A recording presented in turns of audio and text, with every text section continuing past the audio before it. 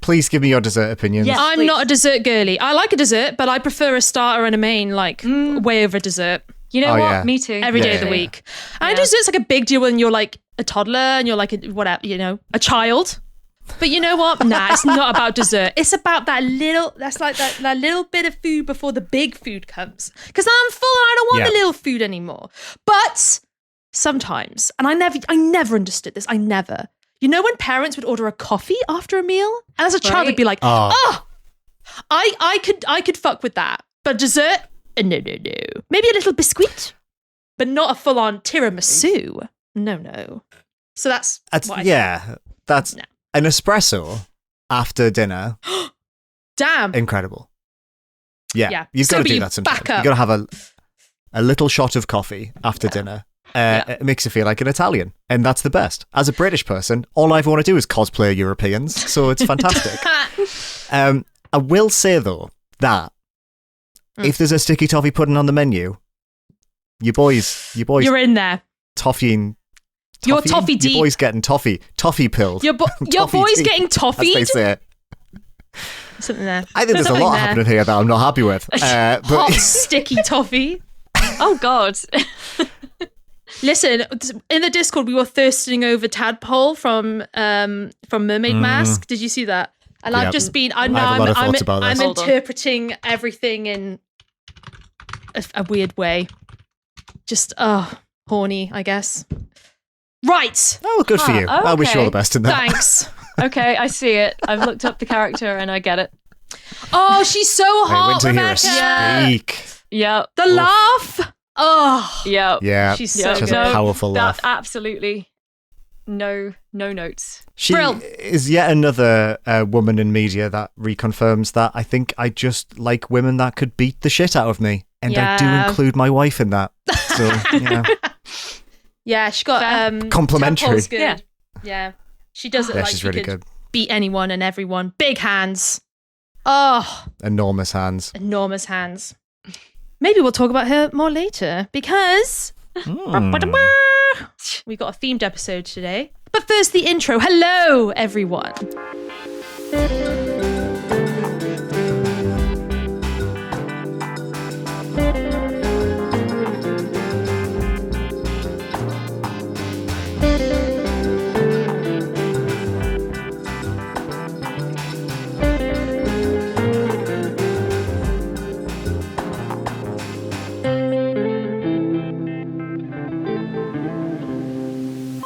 And welcome to Indieventure, the podcast all about the wonderful world of indie games. I'm Rachel Watts, and I'm joined by my two detective duo, Rebecca Jones, Hello.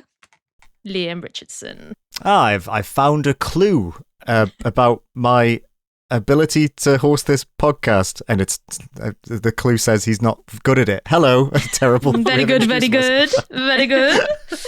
Oh. Yeah, so if you haven't seen the title or read the description or seen the art or whatever, we're talking about detective mystery games today. Hooray. Woo! Here at Indieventure and at Indiscovery and at RPS, we, us three, do have a love of a good detective game. We like a mystery. We like gathering clues. And yes, recently there have just been 3 very good detective investigation games. Those being Incident of Galley House, Mermaid Mask, and Desktop Explorer. So, with that in mind, we thought we'd do a little episode talking about those games, but also just mystery detective investigation games in general, because we love them so much. So that being said, gang, hard question. Mhm. What are our favourite Yeah. detective games? Rebecca, you go first. I don't think anyone who's listened to a single prior episode of this podcast needs my answer, but I will go into it nonetheless. Because I realized going into this episode that I have kind of a blind spot for like the big indie detective games. I think on my entire TBR pile, there is no higher ratio of things that are always the thing I'm going to play as soon as I've got time versus Sure, you bank how much them. I have time for. I've banked so many of the like classics of indie detective games, so I'm like fully expecting to love Return of the Obra Dinn and Paradise Killer and like so many others when I get around to them. But has to be admitted that my experience of detective mystery gaming really falls into two categories, which is the sort of classic golden age to slightly post golden age, like point and clicks coming from some of the like bigger studios of the 90s to the early 2000s, and weird Japanese visual novels where it's all very, very, very strange stuff. So I've played a lot of detective games, not many of which are directly within our remit, but I love Ace Attorney and Danganronpa. That is obvious to anyone who's listened to this podcast or read anything I've ever written before. No. I also love the Frogwares Sherlock Holmes series like so much. That is the one that I would argue is the indiest kind of favorite that I have. Just basically also anything Sherlock Holmes is so my jam, and like I realized I've played a lot of Sherlock Holmes games from like various developers in my time, because he is kind of the detective though. Yeah. And also I've played a lot of the Agatha Christie games as well, which have gone through various iterations. Sure. Like Microids currently has the license to Agatha Christie. So I also realized I play a lot of them with my dad, and now that I don't live with my parents anymore, I like tend to have these games that it takes me like a year to play the latest Agatha Christie, because it's when I am at home and we have like 2 hours to play another chapter of whatever Agatha Christie game's out at the moment. So cute. But yeah, those are kind of like the big ones for me, I think. But in terms of like indie mysteries, I am a big advocate for Locomotive that came out a couple of years ago. I'm like, I always forget about that. Yeah, definitely one of those where like if they announce a sequel, I will be over the moon for weeks anticipating like the next game. And they, I know that they're like, oh, maybe we'll do I'm like, please do a sequel. And as we discussed as well, Paranormasight kind of falls into this as well, which I suppose falls under my weird Japanese visual novels that get very weird very quickly. So yeah, I think those would be kind of the big hitters for me. Obviously, going way back to like the 90s and 2000s, Gabriel Knight, which I also bang on about an awful lot, even though it hasn't had a new game since 1999. That's like a big classic detective video game series. Broken Sword, all that good stuff. Yeah, you're very old school in your very detective. old school with this. I've not got my finger on the. I've read so many like books. Books were good. I have read basically everything by Agatha Christie. I've read the complete Sherlock Holmes twice, at least. Books I can do. Games I'm very behind. I'm about 100 years out of sync with the detective genre, but I do enjoy it a lot. Love that. I have two observations about this. One, and I hope you take this well-meaning, because I am well-meaning what I'm about to say. I think your love of detective games are games specifically that you would buy from like the bargain bin at the front of a PC World circa 2004. No offense intended whatsoever. Like, fuck yes. Like they are exactly the type of games that my dad would buy for the PC and would end up with like a sold out software version of The Great Escape third person shooter. But you are there for like sold Sherlock out Holmes games. Software, you're speaking my language. Second, we're seeing each other in a few weeks' time, and I was wondering if the two of you want to go to York for the day. Just to get out for a bit, because there's a bookshop in York called Criminally Good Books that is just crime and detective fiction. Oh, let's go! Let's do that. Let's do it. Sounds awesome. I will go next. That's okay, Rachel. It's about the stuff that I play, because there is a bit of crossover, I think, between me and Rebecca. I also grew up playing, as I say, those aforementioned games my dad would buy from bargain bins. Broken Sword was a big one for me as well. Nice. Discworld Noir. That might be the first detective game I ever played. Whoa. Where you played as a detective on the streets of Ankh-Morpork in the Discworld universe. Really fun game. It's got, I think Rob Brydon did most of the voices for that. Is that right, Rebecca? I think we've had this conversation at the podcast before. Oh god, I never got to play that one. I've still not like. Have you not? Was it Rob Brydon or was it because it's good? I don't know. It's so like. There was an era where British comedians were just like doing so much with video game voiceover, like popping up. Yeah, especially in the Discworld games. Yeah, yeah. I mean, I think since doing this podcast, I already liked detective games to a certain extent.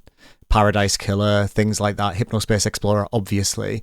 But since meeting a certain Rachel Watts, my diet of detective games has changed so much that, like, I say to people all the time now that Return of the Obra Dinn is my favourite game, and that is just the truth. I think it is probably the most innovative and exciting video game experience I've had as an adult. Like, I think it gave me that childlike joy in the way that games just don't anymore. On the Frogwares topic, actually, I was going to tell this story to you off air, but a friend of mine, his wife's just got back into video games, so he bought a Switch 2. He's given her his original Switch, and she's been just playing loads of games at the moment. She's been playing all the big Nintendo ones, but she just said, like, oh, I really love mystery fiction and detective games. So she went, remember, Switch 1, OG Switch, I think it's a launch model Switch. Oh my god. She went on the Switch store and she was like, oh, there's all these like Sherlock Holmes games. I'm going to buy a bunch of these Sherlock Holmes games. They're all the Frogwares ones. Yes. And me and my mate Liam were walking back from lunch the other day, and he was telling me about this, and he was like, she keeps having to give me the controller or give me the Switch because she loves the detective bit, but she keeps having to do 4 frames per second shooting sections. Oh god, I know which where game. Sherlock gets hit in the temple with a bow and arrow or whatever, or stealth sections. And he was like, and I was like, oh, you need to get her on Obra Dinn and Golden Idol, because that's everything she wants from a game instead of that. So yeah, in conclusion, fuck me, I love detective games. They make me feel great. I think even like some of the lesser ones I've played recently, like TR49 comes to mind as a game that I like but didn't love. I still think like engaging your brain, it's active playing, it's thinking and engaging with everything in the game in a way that I feel is not the same as in other games. And yeah, I think it's my favorite genre, and like you say, I think we reflect that by the things we talk about on the podcast. But yeah, Rachel, I mean, go off, girl, because this is your episode, let's be fair. Well, what's interesting is, like, I didn't really grow up playing detective games in that way. I guess I had, like, Professor Layton. That's the oldest I think I would say get. That's So, yeah. If you hadn't mentioned that, I would have poked you. Yeah. But instead of the DS, like, nothing on PC, nothing on any other console. But I came to video games a bit late in that respect anyway. But, yeah, there's just something about a good detective game. They're just so good. And I think they're probably my favorite genre as well. I think they are good stories. I really like the game design of them. I like how each of them seems to approach something differently, and there's like micro genres within the umbrella genre of detective investigation mystery games. And yeah, I think playing Obra Dinn, I mean, that really solidified it. I was just like, damn. Yeah. God, I need to go to a cabin in the woods one day so I can play Obra Dinn with no distractions. That's my only solution. Well, what's good about that is that you got something tasty coming. Yeah, you know, you're like, I'm saving that. I realized the other day that although I have like very defined tastes in video games, like every year I have a new genre that I'm fixated on, and then I burn myself out on it, and then I like don't touch it for years, and so I need to find my way back round to detective games to play all these cool ones I've missed in the meantime. God, you're gonna feast. You're gonna feast. I am absolutely just give me time, give me space and time. To just expand on what you were saying, Rachel, about you didn't play the PC games that Rebecca and I were raised on. I think the DS had so many great like investigation, puzzle, detective adjacent games on it. Obviously, Phoenix Wright is the big one, but you've got Hotel Dusk, you've got Last Window, you've got Another Code. There was Lost loads Souls? of these. There's loads of Sherlock Holmes games on there. I want to put in a good word for Detective Pikachu as well, actually, because that's a fun one. Yeah, like even for the more Nintendo recent on one. it. Yeah. But I think it definitely speaks to the library that the DS had. Oh yeah, that it introduced people, like the fact that Phoenix Wright even becomes a known quantity in the West because the DS was so prolific that 13-year-olds like me were going into Game Station and being like, well, I don't know what this is, but magazines are writing about it, and there's enough copies on the shelf that I can buy it secondhand. Like, it's crazy, but I think it's a prevalent genre that hasn't gone away. But I think it's very much, it feels like it belongs to the indies. Like, I can't think of any AAA investigative games from the last 15 years. I would argue, last 15 years certainly, I would argue that in the 90s, these were one of the genres. These were one of the prestige genres that the big studios were working on.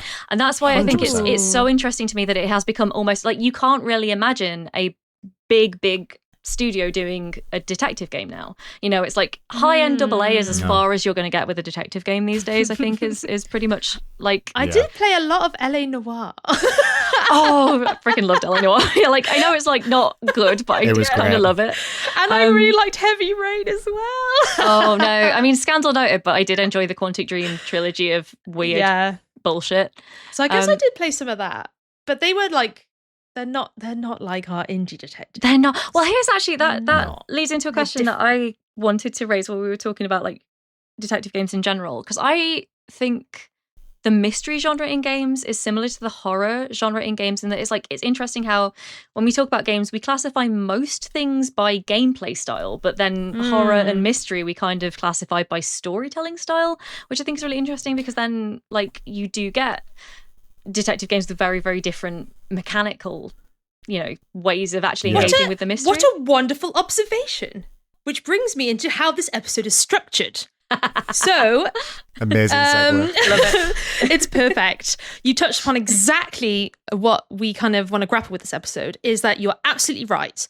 If I were to kind of say what kind of detective mystery games I like, I would focus more on the investigation side of the genre. So I like puzzles. I like solving a mystery. But I think there's also, like you were saying, Rebecca, with visual novels, those are mystery. Those are like I guess you're kind of solving something, but not in a different way that... It's a story. Yeah. Yes. Yeah. So with that in mind, these three games, I've kind of loosely, for structure's sake, put them into three categories, which is detective. That's why we're going to be talking about Mermaid Mask. And I think we'll talk about like our favorite detectives and the character of a detective and whether like what we like about that. Then we'll have mystery, which is more story orientated. That's what we're going to talk about. Incident at Galley House. And then we'll finish with investigation. And that's with Desktop Explorer, which is more like interface. It's Golden Idol. It's you're kind of not a character. There's not so much of like a larger story. Well, there is, but there's a lot of focus on the interface and how you're engaging with it. Mm-hmm. So save your wonderful takes, I beg, for whatever category we end up in.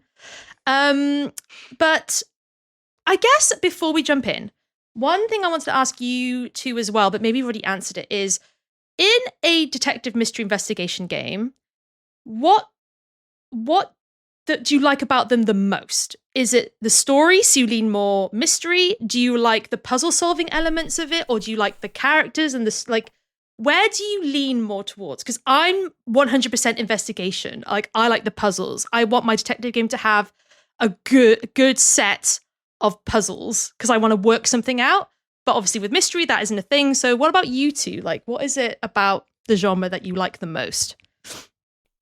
Oh, I have to be boring and say all of the above. I'm sorry. It's like it has. So like, for you, it's like equal. Yeah, the great detective games. I like. There's got to be like a strong. Like I've got to feel like a connection to the detective and the cast. I want to be able to like explore the world and uncover it through that kind of interaction with the world. But also, if there's like basically peak mystery, there's got to be. You go into the mind palace and you drag the clues onto each other and the strings attached to one another, and like those are all very important elements to me of like the best detective stories or detective stories in games. At least for me, will have all three in at least some measure. Okay. So you like a nice balance, yeah. It's of like character, puzzle, and story. It's like if you imagine one of those little cobweb graphs. I don't know what they're really called, but like they've got a perfect triangle. Yeah, they fill up. Yeah, yeah. So it's funny you should say that because earlier I was trying to work out what my thoughts on this very question were, even though they didn't say you were going to ask it, and I drew a Venn diagram. Oh my gosh! This is great. My feelings about this. I love it. Because I think if you think of it as on a continuum of oh my god, this is a PowerPoint presentation. This has now become a PowerPoint. I love it. Great for an audio podcast. If we so when you're talking about detective and investigation, I think one way that we've described this in the past is of this idea of detection and deduction as being two separate things that fall within the mystery umbrella. And I guess in this instance, investigation is a stand-in for deduction. Yes. Deduction is way more on the mechanic focus side. You'd look at Obra Dinn, and it's way more about the game will give you a set of an information set, and it's up to you to engage your brain and to make comparisons and find gaps and to basically process it through your brain and come to the conclusions, and that's how you advance. You know, in Obra Dinn, infamously, you can't advance unless you get a certain set of answers correct in a row. I guess on the detective side, it's more like, as we'll discuss in a moment, like Mermaid Mask. These are games that are more so role-playing as a detective. You're sort of playing dress up, and the game is investigating for you, but much like reading a novel, you're maybe doing light puzzle mechanics, but like you click around enough in like these kind of games and you will get to the conclusion, and that's what they're interested in showing you. They're telling you a story, you just so happen to be along for the ride. And I guess like Golden Idol sits in the middle of that for me, and that's why it probably is one of the better examples. Like I'm more of a mechanics boy, we know this, so I think that's why Obra Dinn is up there for me, even though it has a great story and has lots of interesting visuals. But like Golden Idol, I think mixes like a story, a very specific story it wants to tell with very clear themes, and you know, it has a voice and it has a message, and also it's giving you an information set that it wants you to deduce. So yeah, I guess my answer is like, honestly, probably a bit like Rebecca, it depends on the mood I'm in, because it doesn't necessarily mean that I don't like love things like Mermaid Mask, because I really, really do, and Tangle Tower. But if I'm just like, I want to be told a story, absolutely, let's go for it. If I want to be holding a notebook in my hands and scribbling things down, and that's where I live. The one having those eureka moments. Yeah, exactly. That's right away. So you're more on the side of you want to have the notebook, you want to be scribbling things down. Yeah, to the point where it's so funny, because when I was at Thinky, I always remember Joe berating me. Well, that's a bit much, saying that's not a deduction game whenever I would talk about detective games, because of the way that is used in the puzzle space. So I've kind of now, that's why I went with investigation, because I'm very much aware now of some people are like, apologies. It's not deduction, because that is a totally different logic process. Anyway, we don't need to get into it. I challenge anyone who thinks that. I want you to write it down on a piece of paper and then put that paper in the bin, because I don't care about your definitions. These are our definitions, and we're living by them. We're going to be switching out different terminology. I'm sure there's other podcasts and YouTube videos that will dive into the detective genre a little bit. We're going by vibes, which is also fine. As we always are. As we always are. So, with that out of the way, shall we jump into our first game, which is Mermaid Mask by SFB Games. Hell yeah. So, in terms of who's played it, I've played it. Liam, how far-ish are you along? I'm about 6 hours through it. Okay. And Rebecca, it's another on your TB. It is on that TBR pile for when I get to the cabin in the woods. I say TBR. TBR is TBR, but you know what I mean. TBR sounds better. Yes, I know exactly what you mean. So we're going to talk about Mermaid Mask and detective, this aspect of detective games in general. But before then, I will give you a rundown on what the Mermaid Mask is. Mermaid Mask is a game by SFB Games about Detective Grimoire and his sidekick, not really. She's on the same level, Sally, as they receive a mysterious request of their detective skills to come onto a submarine. And the hook is that the previous captain of the submarine, Magnus Mortuga, has been killed. And not only that, he's been killed in such a way that is very mysterious indeed. He lies on the floor. In front of him, an ancient cauldron, lid open, scratches inside. And so, Detective Grimoire and Sally explore the ship, and in very mystery game fashion, talk to witnesses, gather clues, and work out how this guy met his end. And I mean, we're big SFB fans on the podcast. Me and Liam have played Tangle Tower, and also very into Crow Country. And me having a hissy fit when they said they were going to not work on the Detective Grimoire follow-up and do Crow Country instead, and then playing Crow Country and being like, oh, it's fine, SFB, it's fine. I'll let you off for this one. But yeah, and you know what? It's a really fucking good game. It's really good. Liam, how have you found it so far? They don't miss. They don't miss, do they? They're one of the most consistent teams in indie games at the moment, and there's so few of them that work there.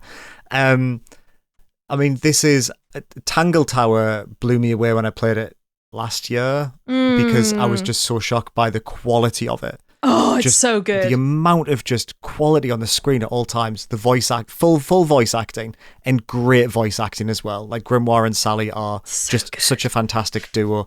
Animation is absolutely phenomenal. The artistry on I said artistry weird there. The artistry on display with the backgrounds, the colours, all these objects that you can pick up, and the fact that they've added some additional new twists, like there's more 3D models in this game than there was in Tangle Tower, which is used to comedic effect. I just think it's great. It's just really hard to say anything other than this is just an absolute win, and one of the few indies this year I've played, and you said this as well, Rachel, where I'm like, yeah, this has the sauce. This is absolutely the kind of thing I want to play right now. It definitely is a very well-made game. Like, it's just built different. I just love it so much.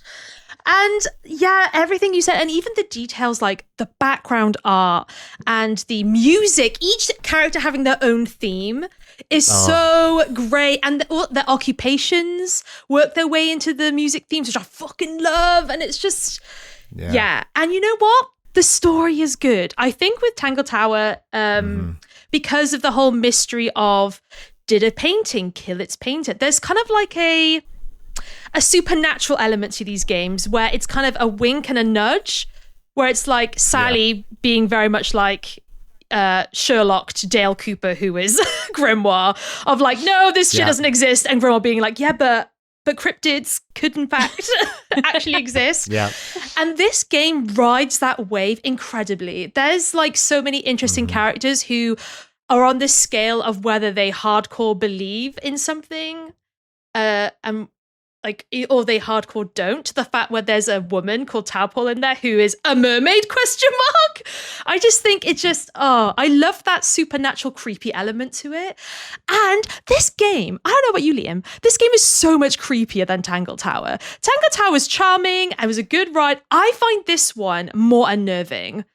The way that they use maritime, because one of Submarina's captains, and all sorts of wonderful, amazing bullshit of pirate lore, and which I love, but like there's just this creepiness to it, and this like entity that's living beneath the waves at the bottom of the ocean, and like, it's so good. So I think it leans more Golden Idol in that respect of like, there's just something a bit unnerving and something a bit unsaid, and you're just like, which I love, because they're all so cute, and you wouldn't expect that from this kind of game. And I'm like, it's a bit weird. I love it. It's very 90s coded in that it sort of has like Cartoon Network vibes of it's goofy and it's silly and it's there to make you laugh, but it also kind of understands that laughter is at its best when it's a release from tension. And I feel like this game does that really well. There's nothing like explicitly scary or creepy in this. Oh, nothing's explicitly scary. There's just sort of like you say, this sort of like quiet sub-narrative for most of the game that there's something under the water. Yeah. And the way that it's hinted at through, there's a large painting in the first room you go in that you sort of just observe, and you're sort of like, what is that? You can't quite see it. It's masterful. It's just surprising that they're able to do these. Well, I think it's like most games these days, especially the indie space, it's a result of knowing the scope that you can operate within comfortably. This is like they've gone ever so slightly harder than they did with Tangle Tower in a few elements, but fundamentally this is a game with static backgrounds and 10 animation sets per character, but the writing is rock solid, the mystery is good, everything looks beautiful, and it works within the scope of it. It's brilliant. I could play 15 more of these. Me and too. Honestly, the reason why I was gonna rush this for this episode, but I was like, no, I'm enjoying it so much. Yoli and I are just playing like an hour a night, and we're just having a great time. Like one character a night, talking to them, and then just it's fantastic. Grimoire and Sally are just like, well, speaking of great detectives, they're just so equally paired. Like they are. It's called it's like the Detective Grimoire series, but it's like they work so well together, and they are so funny. It's just so good. There's a line in this that proper had me howling, where someone, like, you first introduce yourself to a character and they're like, oh right, okay, yes, 2 detectives, is it? I assume one of you's the main one and one of you's the sidekick. Which one of you's the funny one then? And Sally goes, kind of alternate, to be honest. Yes! I just thought that was it's brilliant. This is probably going to be in some of my top games of the year for sure. Secured. Yeah, I was about to say, what is it, Doug? Because I know that we literally just did our mid-year check-in where we were all saying that we couldn't find stuff that we were like very enthused about. It sounds like you both really found something to get excited about in this game, which is great. Yeah, for sure. And then there's Madame Tadpole as well. I've just looked this character up at my friend's urging, and they're right. They're absolutely right. She's so hot, and the voice actor is so hot. And the character design is so hot. So, looking respectfully at Madame Tadpole, being like, maybe I should go explore the rest of the submarine. No, I need to show every single piece of evidence to this person because I just want to hear her voice twice over. Respectable. So, well, speaking of Grimoire and Sally as 2 great detective characters, in terms of detective games, I really liked what you said earlier, Rebecca, about like Sherlock Holmes being like an icon. And I feel like there's a strong line in like the history of games from having one character and having the whole story be about like their detecting through the story. And how much do we think that's important? And are there any other games that counteract that? So for example, I like having Grimoire and Sally, but also in Return of the Obra Dinn, we don't play as anyone. So it's not important in that respect, but in a story-based one, it is quite important. Yeah, I mean, I think... I have a theory. Oh, yeah, go on. If you Pop want me off. to go for it. Oh, please do. I think you don't need... If we... Like, before when I mentioned that the sort of detective games are a fantasy... Like, the reason why we love Sherlock Holmes, the reason why we love Poirot and Columbo, right, is because we love the moment at the end where they've put all the clues together in a way that we, the audience, maybe haven't, right? The final thing of, like... the drawing room revelation. Yes, everyone come to the drawing room. It's like, exactly. Yay! The denouement. When Columbo says one more thing, like, you want that character to represent that. You want them to be the person who is smart enough to put everything together and to think off the beaten track, to think like no one else thinks. And that's why Grimoire works. That's why, in The Seance of Blake Manor and Declan Ward, we need these characters to take us through. And we romanticize them too, right? Like we love the idea of the detective smoking in their like dark office and, looking at a board with red string.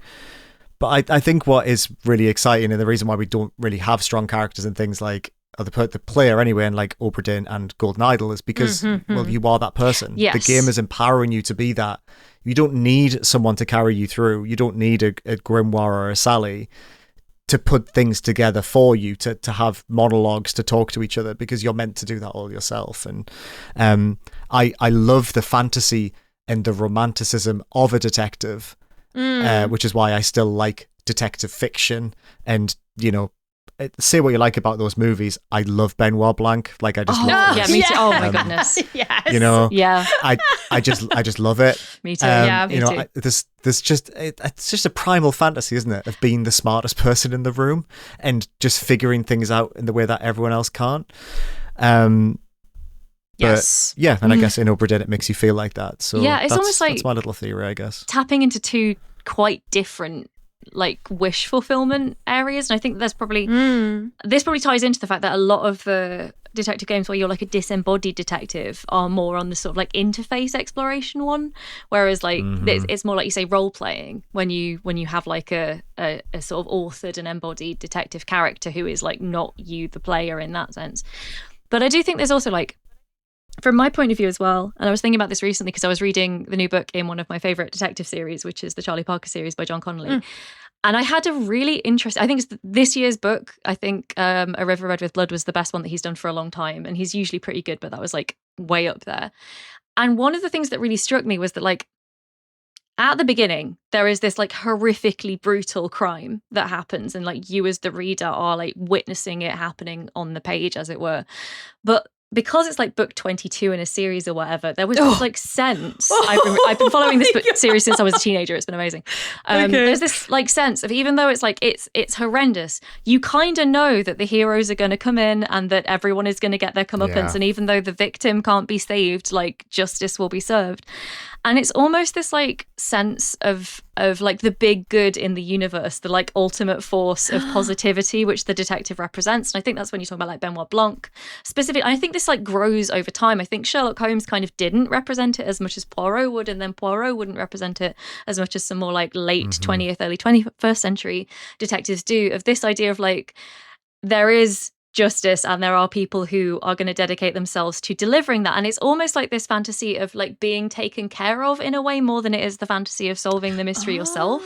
And you know, I think it can fall both ways, but I do think there is this element when the detective is kind of like not you, this like sense of safety that you get as well, and that they will figure it out, and that there's someone just like so competent and so determined to do good with that competence that it becomes almost like a subtly different genre, I think. Yes. I think you're totally spot on. We've all approached this from like interesting angles, because like my first thought about like detective characters as well, and especially in video games, is that they're all fucking weirdos. And I think that's just too. Like, oh no, like it's such a great way to be like, okay, like we have a detective game. Let's put some like autistic neurodivergent No, I was just about to say this. True, yeah, but that almost is like 100%. Part of the thing is that being this like person who is determined to see the truth out and justice served no matter what is kind of transgressive, and so it does map onto things like being, you know, like a bit of a social outcast. I think that, you know, there's a reason that Benoit Blanc is gay, right? And it's not just, you know, to have a gay character as your main character. It's because that puts him in a position where he can be the outcast who sees the truth for what it is, right? And I think that does map onto, you know, detective storytelling regardless of medium almost. Sorry, I'm like on my bullshit here. I'm like so excited about the concept of the big good is one of my favorite tropes in storytelling, is like from an unexpected place someone who is like completely morally incorruptible emerging, and I think that's what a lot of these stories deliver. That's so interesting, because a lot of film you know, with noir, the detective is a crook. Yeah. So it's almost this idea of they like, can be a piece of shit, and they can also be the person who is going to solve this thing. Like it's like so interesting. What's so good about it? What's so But they're so always fucking weirdos, and that's what I love. Love a weirdo. You have a kooky character. Like some of the most iconic characters that I can think of in video games, like a lot of them are detectives. It's just kind of, it's just nice. Or like, I don't know. I just find it really cool when you get to be someone who's a bit of a freak, whether that be like, and I just really, really like that. And I think one that comes to my mind is, especially something like Disco Elysium, where you can create your own detective, and the amount of like ways you can take that in terms of like, I mean, there's no other RPG that's doing like build your own detective like Disco Elysium did. And I just find that so interesting, and everyone coming with their own stories of like what your personal weirdo did during your playthrough. Yeah. And even like, I don't know, Frog Detective or like Duck Detective. It's just like, little guys who are just a bit weird. Well, when you mentioned about this idea of running counter to that ideal, you do have the likes of Frog Detective, right? Like, just sort of just like a little fella who is like, it's just sort of there, and I think there's there's almost, yeah, it's fun. I think when we're saying all these things, like the detective holds such a grandiose, like, has a grandiose stature in these stories, right? And I think especially in the modern era, like, God, wouldn't it be nice if some justice was served for crimes? Like, I think it just makes them feel even better. Yeah. So it almost does feel more fun when it's like he is a bumbling detective who doesn't really know what they're doing. But that was like the appeal of Dale Cooper in Twin Peaks, right? Like, Dale Cooper is like a freak. You're like, what? Like, the depiction of the FBI through David Lynch's lens is hilarious. Like, what are they doing? David Bowie's just running in randomly all the time to scream about milk or whatever's happening in Fire Walk with Me. But like, it's all vibes. there's it's like, something I about feel that too, this though. is, yeah. But that's part of it too, right? There's something about like, just like, imagine that you were so out of like the corner of society, like Rebecca was saying. If you thought so differently, if you zigged where the rest of society zags, like, look at the incredible things you'd be able to see. Yeah. And guess what? Yeah, you You're might end the up in the best Black Lodge, because but- you think like that. We got to get the best and fly him in. You know, it's always that Yeah, idea exactly. of like, got to get the best of the best, like House in House. Yeah. Kind of medical detective House. It's like, Yeah. He's literally Sherlock Holmes. That's the thing. It's Yes. another Sherlock Holmes adaptation, but with medicine instead of crimes. It's Yeah, and he's an literally that. asshole, but Yeah. God, he gets it done. God, he Yeah, does it right. Gets right. it done. It's like- And it's a network show, so he gets it done 24 times a season. right. But like it has that as well. I think it just has He's a that bastard, but he's damn, he's good. that inherent tension. Damn it, if he doesn't get results. The inherent tension though in the storytelling of like you can build a detective who is this like shining example of moral caliber in some ways, and also then it's like a challenge to see how many god awful qualities you can give them to kind of counterbalance that while Yeah. they're still undeniably the hero of the story. It must be like a very fun God. challenge for people writing these characters, I can imagine. So yeah, Freaks on the Fringe. Love that. Is that just summing it up? Oh, well, we should have named our podcast that. Freaks on I the mean, Fringe. we can name an episode that. If we yes, wanna. true. Hold on, it's going in the show notes. Yeah, I love all that. Is there anything else we want to say about the role of the detective, the character of the detective, before we move on to mystery? I guess they overlap a little bit. Because absolutely do. Yeah. I will, yes, if we're going into mystery, so this is going to be a bit of a chat about stories and the mystery format, and yeah, I have a bit of detectiveness in there and how they play into it. But to kind of guide us into it, I just wanted to talk about the incident of Galley House, which is, that's right, another potential Rachel game of the year. Oh, okay. God, Amazing. this game is fucking good. So a bit of history about this game. This was, let me get the guy's name. So when this first came out, it came out on itch. William Rue, Evil Trout Inc. I think there's some publisher. I'll get into it in a little bit. This first came out on itch as a game called Type Help. It had the same premise. You were using a machine to examine audio logs, but they're written out like dialogue logs of different people's conversations in different parts of a house. The idea was that you, very TR49, would listen to a bit of information. You would read a dialogue entry, a script of what two people were saying. You would infer clues from that, and using those clues, you would find more logs of information. So very much a machine in which you have to type in a code, and then it will bring up more conversations like that are associated with that code. I think it's if you kind of imagine TR49, there's a machine, you have certain codes that are short note for certain files, and you're trying to access those files. I think that's what I'm trying to say. But the thing about TypeHub was it was all text. So it very much was very low-key, black background, white text. And Your it was a classic text really adventure, good mystery. Like Infocom Yes. style. Yeah, I have a very little text familiarity with adventure, Type Help, so- very text adventure. It got really popular, well, in certain circles anyway. So I think this is how it happened. They also, so Evil Trout, who did The Root Trees Are Dead, they did the adaptation of Root Trees. Remember when it was using AI and they were like, hey, let's come in and like actually help you make this game into like a game and we could put it on Steam and stuff. They did the same with Type Help. So when I first heard that Instant of Galley House was going to be an adaptation of Type Help, I said no.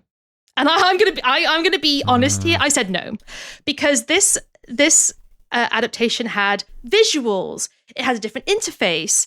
There was just so much that was different about it that I was like, the whole point of Type Help is it's just like, it's the creepiness of reading over files and like imagining what's going on. Like, how is this gonna convey that? I was wrong. And I'll be wrong again many times. But I was dubious to say the least. So playing Instant of Galley House, I was blown away by this adaptation. Again, it's the same setup. You are someone who's using a machine. You are typing in codes into this machine, and then you get a code correct, and you get to see the scene that's associated with that code. I really hope I'm explaining this okay. So the idea is that without giving too much away, stuff starts happening in the house, and you have to track different characters, their whereabouts, who they were talking to, and what they were talking about throughout the evening, the night, and the morning of like a 12-hour stretch. And it's so fucking good. TL49 was great. I really liked what it was doing. This is the machine game of the year. Like, this is the puzzle solving in it, the twists and turns of like what's happening and where people are and who they're talking to and the way you work that out. It's so streamlined. This makes it so much more accessible. Type Help was quite difficult as a puzzle game, as a detective game. This is so much more accessible. Visually, you can see characters, and it still doesn't lose that element of detectiveness, even though there's visuals. You still have to assign each character their artwork. You still have to assign in their names, and like, that's just, it's so good. And I think it really helps people who maybe have been put off Type Help because it is basically a text adventure that some people have said is quite difficult. I think anyone could play this and have a really good time. Like, I'm literally going to recommend this to my dad after he's finished Golden Idol, because he's on his own detective spree at the moment. Oh, that's lovely. And I'm like, I have your next game lined up, so finish it up. And he's doing one case a day, and I'm like following him on Steam. Oh, that's lovely. Oh, that's so cute. But yes, Instant of Galley House, really good, like gritty. Get your notebook out, although you don't need one because there's a really good in-game notebook. Oh, I could go on about that notebook for ages. Oh, interesting. Yeah, you can like copy and paste dialogue, you can bookmark things. There's just love that. Oh, another big thing about this, one of the biggest things, is that you can watch the scenes. So very much like Obra Dinn, you get to watch the scene play out, and you get a dialogue description. Instead of you just reading a text, it's like there's voice actors talking and playing it out. And yeah, it's just really great. Amazing. And it's a good mystery game. The story is really good. The way it's told is really good, like non-linearly. Yeah, so I'm big on Instant Galley House, to the point where I'm replaying Root Trees Are Dead, which was their other game that they did. Yeah, it's just really great. So that being said, in terms of like some of the best stories of the genre, because I love Golden Idol. It is not my favorite, for example, detective story. Like, this probably would be up there for me. Maybe Obra Dinn in terms of its story would be up there for me. Are there any story-based detective games for their story alone that you would highlight or like to spotlight?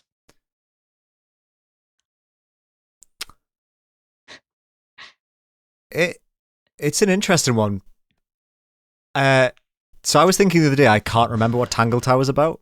Like, I can't remember the conclusion of that game. Okay, interesting. Interesting to me. This is good to hear, because I have a very similar set of thoughts. Okay, which is so I suspect that I like the journey, not always the destination in these things. Because I think it's really hard I think it's quite not easy, but I think it's probably easier to set up a really juicy mystery than it is to deliver a conclusion and a resolution that is as good as you sort of imagine as you go through it. Ooh, are there any games that come to mind with that sentiment? Not being too shady. Unless you're Christopher Nolan's The Prestige, which I think has the best twist in That's any one of my movie. favorite films. I love it so much. It's Me too. Oh, It's the best. I mean, there are there are loads of like narrative detective games I love, like Paradise Killer,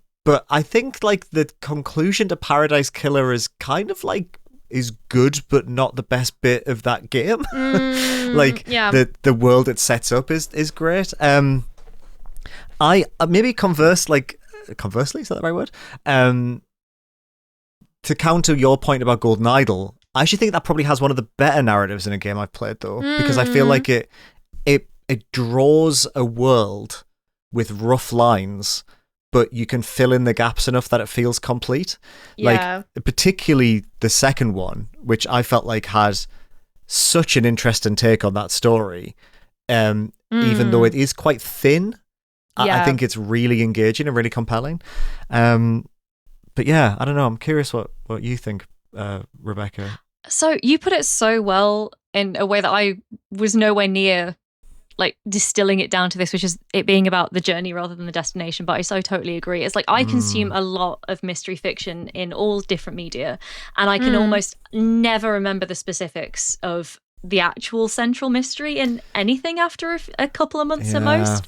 I think it's so true, but like it's almost like I just get I love trying to solve it along with the detectives, but it's kind of like I don't know how common this is, but I've always had this thing where I try and do something, I try and master something, and as soon as I've done it, it's boring and I'm done. And that's kind of like how I kind of experience the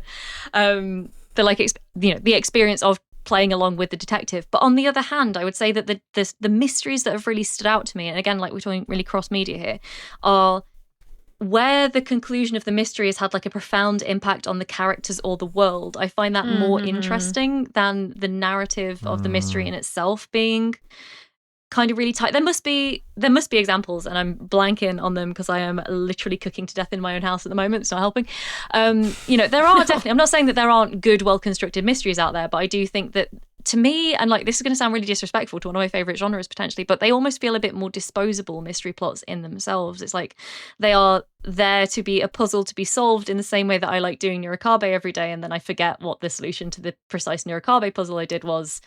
Yeah. It kind of feels that way, but like that's not to say that I don't think that there are good mystery narratives, of course, but I do think that it comes down to like the mystery elucidated something about either the world or the characters involved or the detective themselves, like grew as a person or like advanced some sort of like wider state of the plot because of each individual mystery, which I think is like an interesting, because again we go back to the like Knives Out films, and I think that they always end with like a personal revelation for the kind of assistant character, which is always what sticks with me. I think about the end of Wake Up Dead Man all the time, because that was like a profoundly moving ending. Like 6 7 months after first watching that film, I revisit that ending all the time in my head just because I thought it was so good.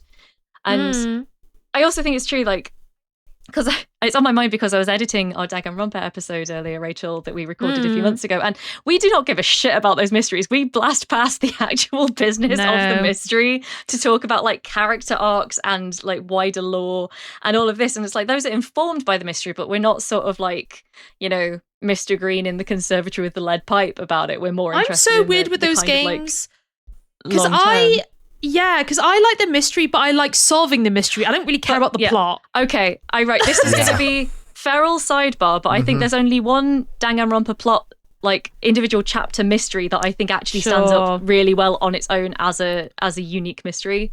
There's one, maybe two, and the rest are just like it's fulfilling a wider purpose and like going into like the metatextual stuff and going into the world building, the lore, and the character development. And yeah, I do kind of think that that's, I don't know if that's just like a shortcoming of my relationship with detective fiction or if it's a legitimate way that people consume the genre. But yeah, I do think it's kind of like, doing your Sudoku and like knowing all the different combinations. And it's like a satisfying puzzle to solve, but it in itself is not like the narrative drive, I guess. Yeah. Oh God, I don't need a detective game to have a good ending, but I always like remember the endings of some of the best detective games I've played. That's really cool. Yeah, so to be honest, Mermaid Mask is one. So Liam, I'd love to hear what you think of that later. But the first one, Tangle Tower, maybe not as much. There's actually one shot near the end, which I always think about quite a lot. But I think for me, to be honest, with detective stuff, sometimes the good bit needs to come before the end. The twist or that you've been thinking wrong. It's like almost near the end, but not the end. It needs to be kind of like 80%, 75% of the way through the story. But oh my God, Lorelei, the ending of Lorelei and the Laser Eyes was like so fucking good. I was like blown away with the... To be fair, with the... It was a crescendo of puzzle, story, music, visuals. They really popped off with that.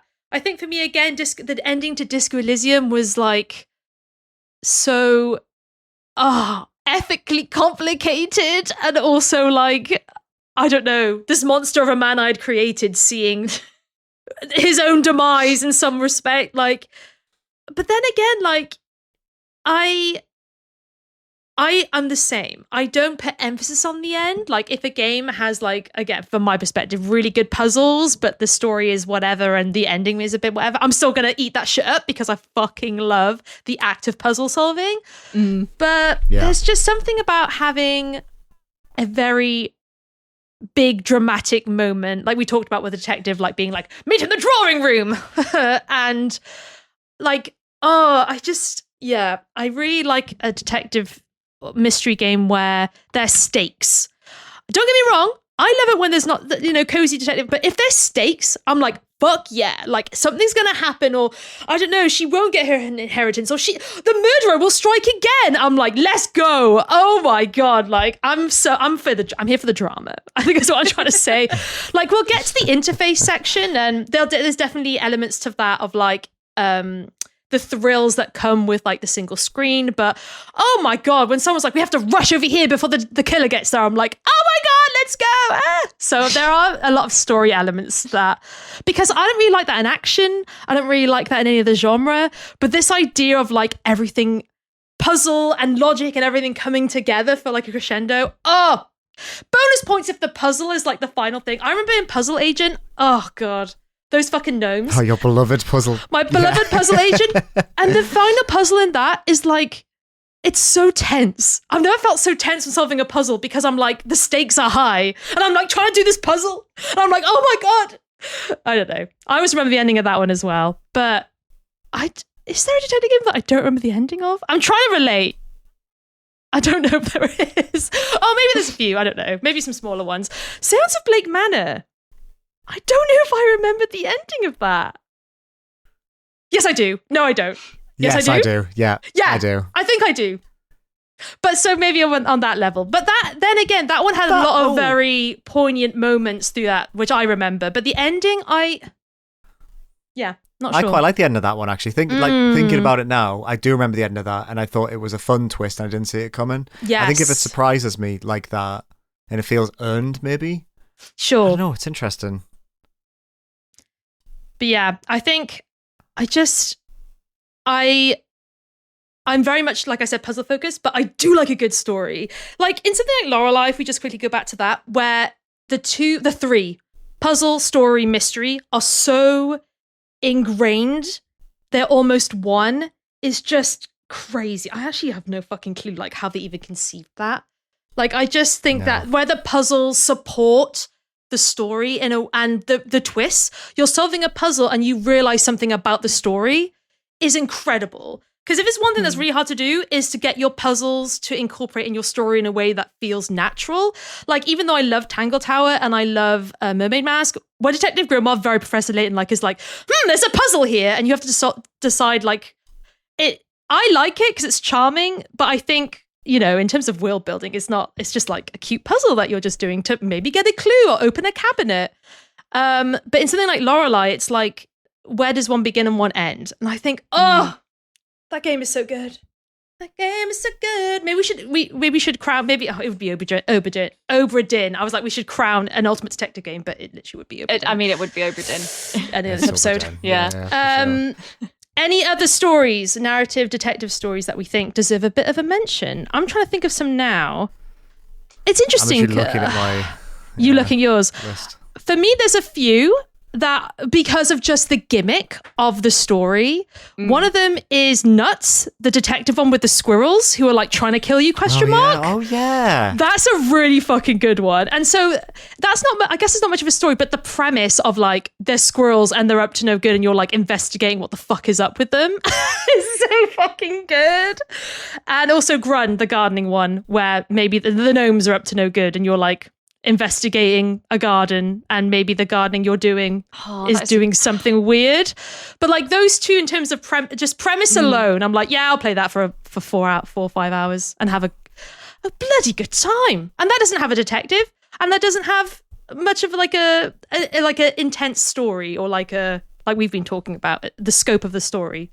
But yeah, I always think about Nuts every now and then. I'm like, damn, I should replay that. That was a good fucking That's game. a really early pull for you. I need to play that. Yes. We talked about that in a very early episode. I think Probably wasn't even on this podcast. yeah. We spoke about that on. See, I'm thinking about Paranormal Sight, but potentially just because I'm still playing the sequel at the moment. So I think, I do think that in terms of like it being a very mystery unfolding oriented story, I think that would fit the bill. It's not. It has detectives. Yeah, pop off in with it. visual novels, Rebecca. Surely there's got to be some like really good mystery visual novels. I mean, Paranormal Sight is definitely there. It's definitely up there. I mean, there are freaking loads, right? Like it's infinite. Yeah. I just like I say, Paranormal Sight is on the brain because I'm about halfway through the sequel at the moment. Yeah, and it's just, but I think that's almost like so pure because while there are detective characters in it, there isn't a consistent cast, right? There's like almost no crossover between the cast of the first and second game, so the emphasis very much is on the process of solving the mystery from like the players, and like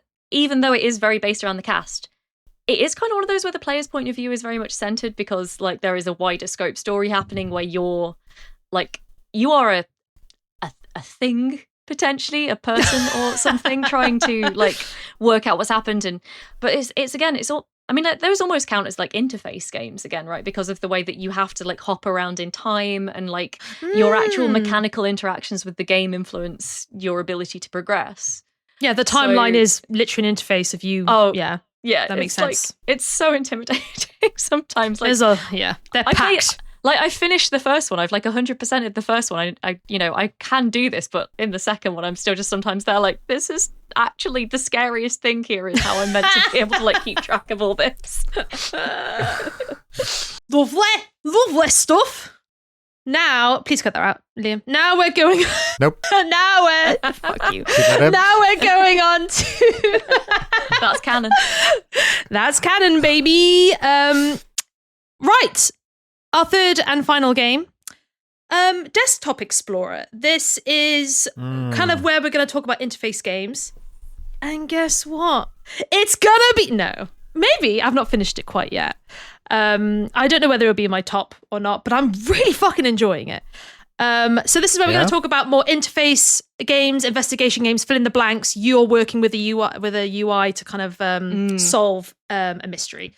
So Desktop Explorer is a very familiar concept. We've seen a lot of mystery and detective games where you are just scuttling around on a desktop, clicking on files, clicking on the waste bin to see what's hidden in there.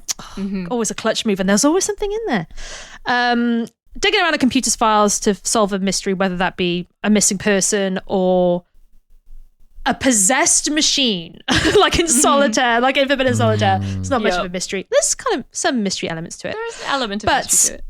In Desktop Explorer, it's the same thing. You've logged onto a PC and you are just clicking around. It's one of those old 90s clunky ones where it goes like whirs on like booting up and the mouse clicks and keyboard inputs are very clunky and satisfying. But what makes this different?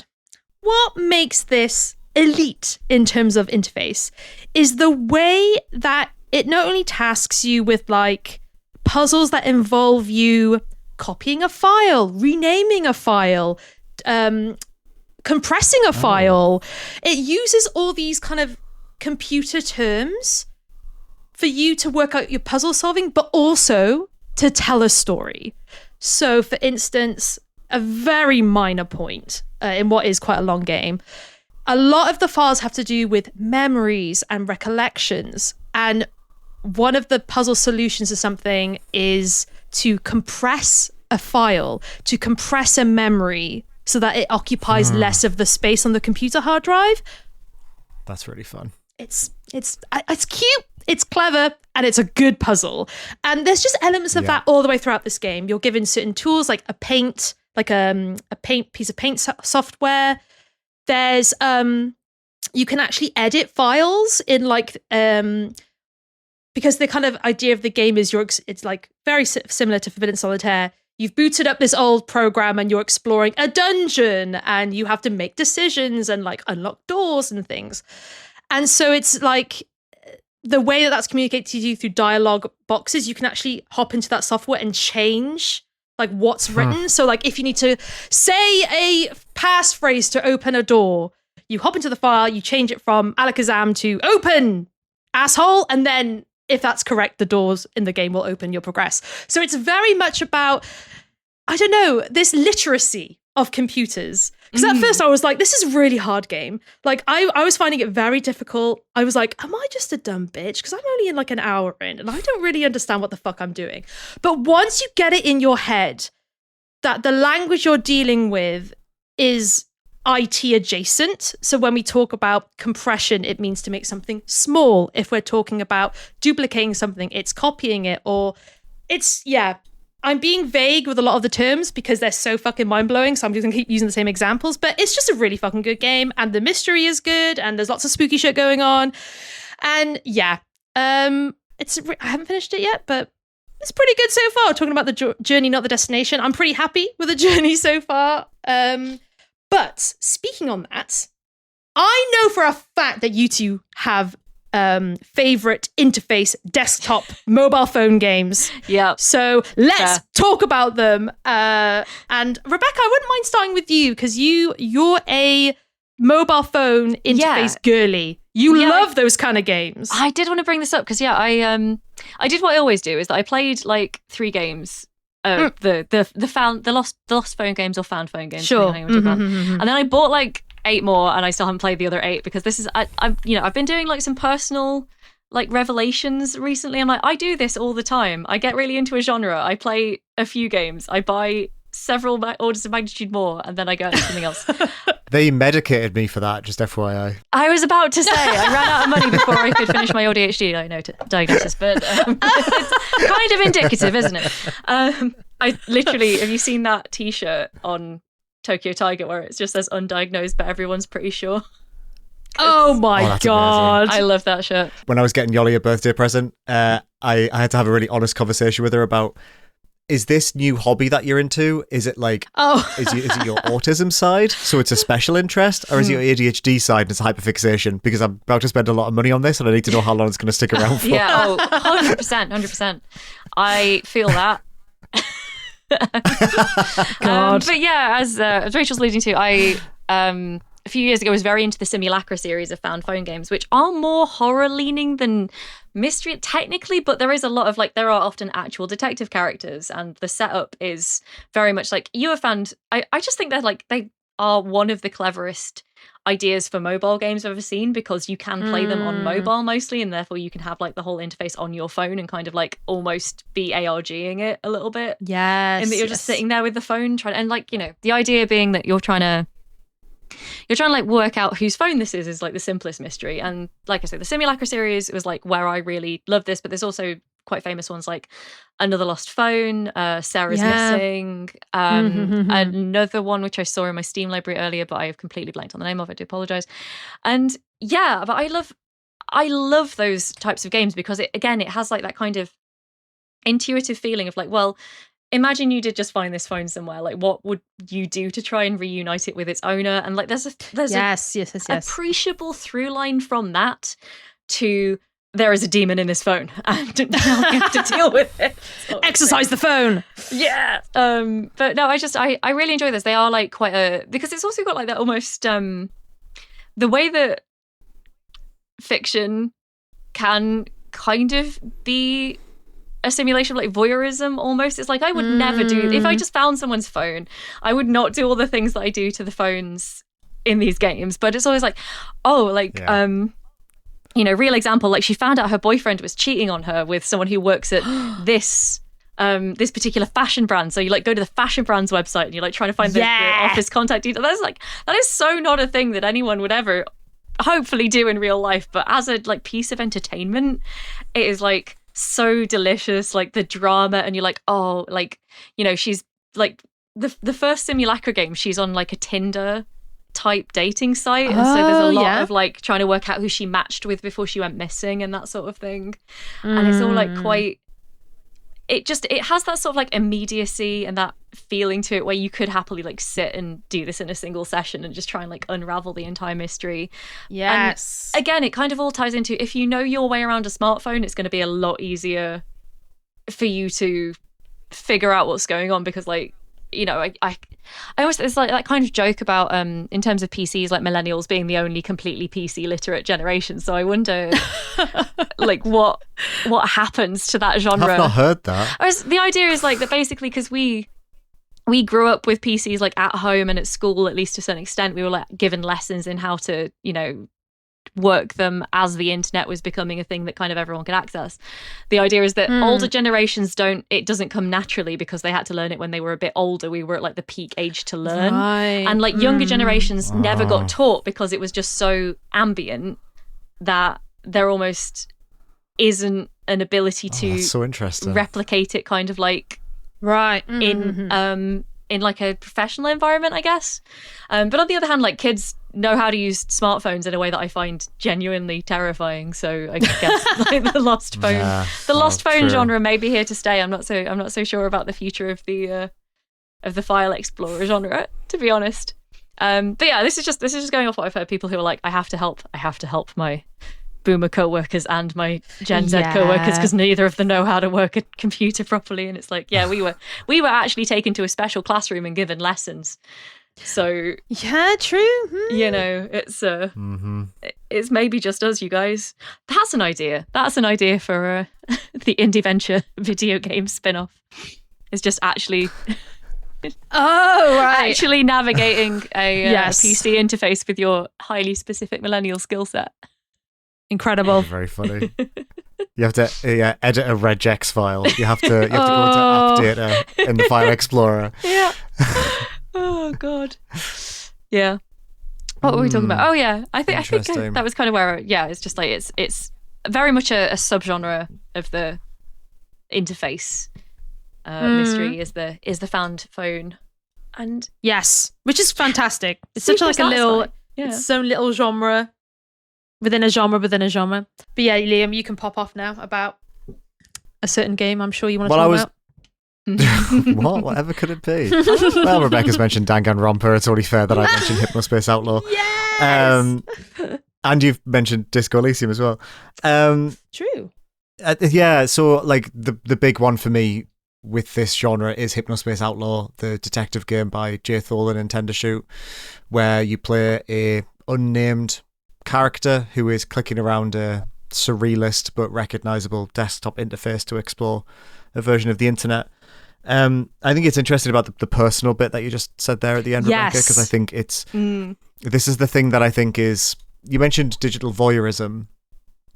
I think there's definitely an element of that, but I think as well it sort of speaks to the quiet way that as human beings we leave our fingerprints everywhere. And I think sort of in the age of technology where these things feel a bit more disposable, like what I really loved about Hypnospace is there's just so much humanity in there. Like you're looking at all these websites and so many of them there's not any information in there for you to find. It's not going to help you in your investigation a lot of the time, but that's the exciting part of it. It's finding these small pockets of humanity and seeing how people are trying to make themselves be seen and heard, and they're shouting into the digital void and to see what that looks like.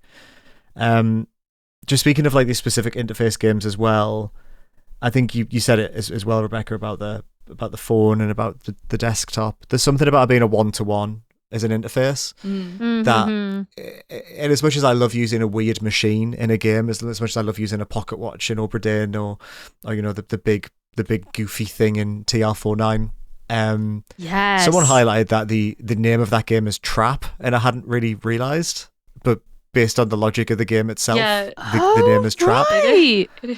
Damn. Which doesn't really make sense. I thought you told me that. So now this keeps happening. I'm so confused. Someone in the Discord said it, yeah. Oh, okay. Cool. But yeah, I like that one-to-one. I think there's something about that one-to-one interface, because I think, it's nice to sort of feel like, it's why it's nice to have a book, right? It's nice to play a game where you've got to have a book and you're scribbling things down, you're putting things together. It's also nice to feel like this was the appeal of Her Story, Sam Barlow's sort of breakout game, if that was also a desktop interface, of being able to, like, this is a recognizable UI, and I feel like I'm like, look at me, I'm not just role-playing the detective, I am the detective. I'm in the network, I've hacked the mainframe. And obviously Hypnospace does that through a more surrealist lens. But I think that is it. I think there's something about like the almost Rubik's Cube tactility of interface games, like, dragging the individual words in Golden Idol and putting things in that big tome of a book and Obra Dinn. There's just something about not just like living through the eyes of a Sherlock Holmes. It's letting you embody that in every way. And part of the embodiment of that, I think, is the connecting the red strings. It's putting things on. It's looking at that information and being able to use it. And I think that's been like probably one of the biggest innovations of indie detective games that we've had over the last 10 years. Is like, if you think of L.A. Noire, like, which was like, I guess, the biggest big budget investigative game, detective game. You just had a notebook, right? And you just pressed X on things and it would cross them off, and eventually Cole Phelps would, I don't know, what did Cole Phelps say in that game? Nothing. I'm a detective. Remember how I love the way he dies in that game. Spoilers for the game, really. That's only 20 years old. Yeah, but it was like 15 years ago. I think about that a lot. I don't remember the ending of that game, but I do think about him just going goodbye and then getting washed away. I just think that's a really funny way for him to die. Google it. It's funny. Just with his really realistic human face saying goodbye on his PS3 ass body. That game is so funny to think back of now. It has not. It's like hasn't aged well. I did love it. Yeah, me too. It's probably quite telling though that we like that was 15 years ago, and you could still sort of get away with a detective game, a AAA detective game, as long as it was mostly shooting. And I don't think we're getting in L.A. Noire 2. I think that ship's probably sailed. L.A. Noire 2 when? Let's go. I would play it. I would be way more excited for that than GTA 5. I mean, we won't even get into all the allegations against Team Bondi once that game shipped. But can you remember what the sequel to that game was going to be called? No, I didn't even know there was. It was announced. They announced a game, and I think maybe they released a screenshot. I don't think it was a video. It was going to be called Whore of the Orient. And then it just disappeared about 6 weeks later. I feel like, because I came to L.A. Noire a few years late, I feel like that had already been properly memory holed by the time I got there. I remember this was like 2012 when they announced that. Okay, guys, you need to address me as Whore of the Orient from now on. That is fuck. That is what the hell? Yeah, no. Wild, but that speaks a lot about what the upper management of Team Bondi were like. Like, I think that game wouldn't exist if Rockstar hadn't swooped in and basically saved it, which is like wild to say about Rockstar in the modern era. Anyway, wow, what a snippet of video game history there. That's crazy. Yeah, sorry for having to say those words on the podcast, but also like pretty funny that someone ever thought this is what I'll call the sequel to my like mass market game. Nasty. Anyway, very nasty. But yeah, that's my monologue about interface games and why I love them so much. I have a question. Do you think that Home Safety Hotline is one of the examples of this genre? That's an answer only Rachel can give. I would say yes, because the puzzle element of it is looking at pieces of evidence and then filling in gaps. So absolutely, for sure. Yeah, because I thought it's interesting because it's that's almost a good one. You're an emergency responder rather than like a detective, but you are kind of doing the same line of work almost. Even is that you are that's helping the thing with these smaller games, crises, right? Is you're not really, a lot of them you're not playing a detective. Like you're playing as someone who for whatever reason has this object and is rifling through it, which is, side note, one of the reasons why I fucking love these kind of games is because I'm a snoopy bitch and I want to be in everyone's business and I want the drama and I want to see the scandals and I want to see the emails and I'll be like, oh my God.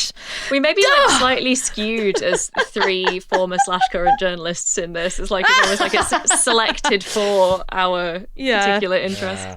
Oh, but all jokes aside, there is something very, like we said, intimate, but very satisfying about snooping around a computer and like, I'm finding the evidence. The game isn't giving me shit. Like, I'm finding it. It's just about how long it takes me to find it. And I think that's something that I appreciated about Hypnospace and Root Trees with the web system, you know, having this idea that you can, or with Her Story, typing anything into a search bar and shit either coming up or not, and you just having the English language as to help you find shit.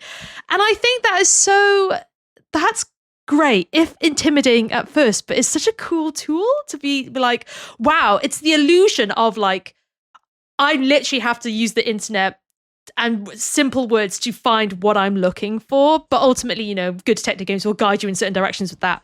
But love that shit. If you know the right search terms in Her Story, can you just finish it immediately? Because I think there's something about the confidence of the player as well that I really appreciate about that. Yeah. I hated it. And that's because amazing. I will tell Henry, hopefully Henry won't mind.